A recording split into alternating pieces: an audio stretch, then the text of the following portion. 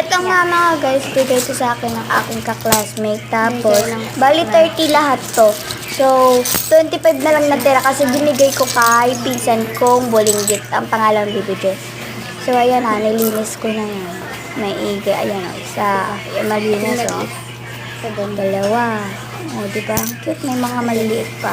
Ayan na guys, hindi ko na binilang. Nag-stop pa ako.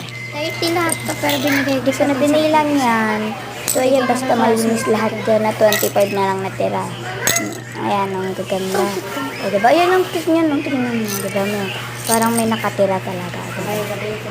Titing pa ka sa tita ko kasi parang tumibang. Ayan, diba? So, yung ginagamit sa tingko dito.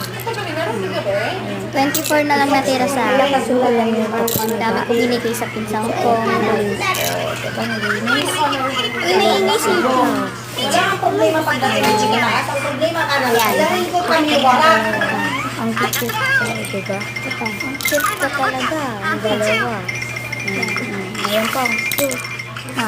Ayan yung malaki din. May malaki din siya. Tapos, ayan yung malaki na siya. So, halos kamay ito. Diba? Kamayan ko lang talaga yan. Isang kamay, isang kamay. Ay, dalawang kamay yan.